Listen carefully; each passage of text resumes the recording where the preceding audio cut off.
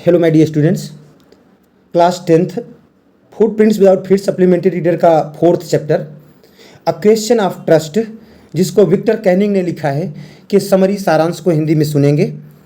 और इस कहानी को सुनने के बाद आपको चैप्टर बहुत अच्छी तरह से तैयार हो जाएगा। आइए सुने विक्टर कैनिंग की ये स्टोरी। तो ये शॉर्ट स्टोरी है, लघु कहानी है, जिसके प्रमुख पात्र होरेस डैनबी हैं। यह कहानी एक चोर के बारे में है जिसे अपने ही कर्मों का स्वाद मिल जाता है। होरेस डैनबी पूरी तरह से एक चोर हैं। वह साल में केवल एक बार चोरी करता है। वह किताबों का बहुत शौकीन है और अपना ज़्यादातर पैसा किताबें खरीदने में खर्च करते हैं। साथ ही वह किसी भी चोरी का प्रयास करने से पहले ठीक तरह से योजना बनाता है। एक बड़े घर में चोरी के प्रयास के दौरान उसने तिजोरी से चोरी करने के लिए घर में प्रवेश करने से पहले अच्छी तरह से अध्ययन किया।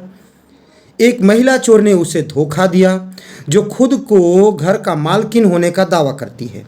अंत में होरेस जेल में पहुंच जाता है और उसे इस बात का पछतावा होता है कि एक आदमी को किसी पर भी भरोसा नहीं करना चाहिए, खासकर अपने पेशे से। आइए सुनिए ये सुंदर कहानी। होरेस डैनबी एक अच्छे इंसान थे। वे 50 साल के थे, लेकिन अभी भी अविवाहित थे। होरेस डैनबी एक ताला बनाने वाले थे। वे एक बहुत ही सफल व्यवसायी थे। उनकी सहायता के लिए उन्होंने 2 सहायक असिस्टेंट भी रखे थे। अच्छा और सम्माननीय होने के बावजूद वे पूरी तरह से ईमानदार नहीं थे। उसे दुर्लभ और महंगी किताबों का शौक था। उसने उन्हें किसी भी कीमत पर खरीदा करता था, इसलिए वह साल में सिर्फ एक बार तिजोरी लूटता था।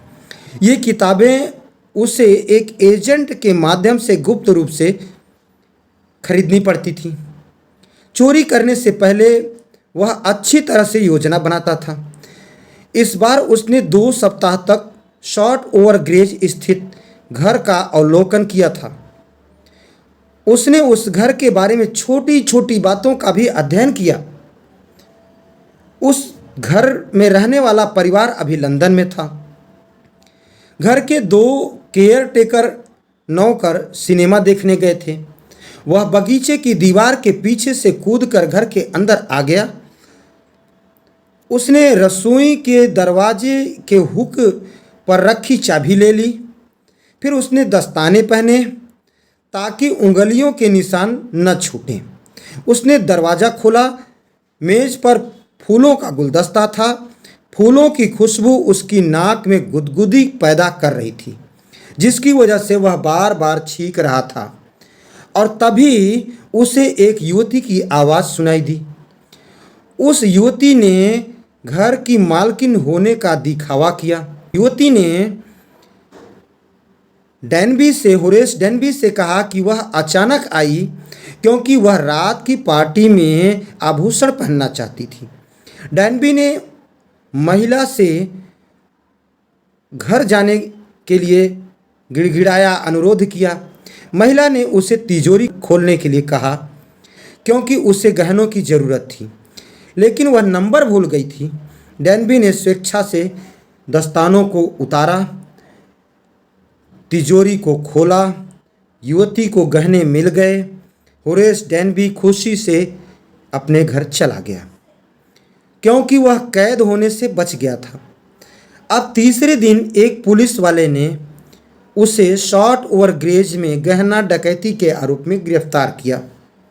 उसकी उंगलियों के निशान छूट गए थे।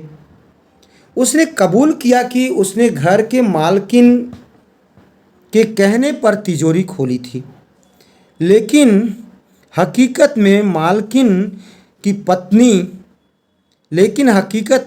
की पत्नी करीब 60 साल की थी, युवती नहीं थी। उसने कहा कि कहानी सच नहीं है। किसी ने भी डैनबी पर विश्वास नहीं किया। अब वह पुलिस के गिरफ्त में है। वह जेल में सहायक लाइब्रेरियन के रूप में काम करता है। वह हमेशा उस आकर्षक युवा महिला के बारे में सोचता है जो उसके ही पेशे में थी, अर्थात चोर थी।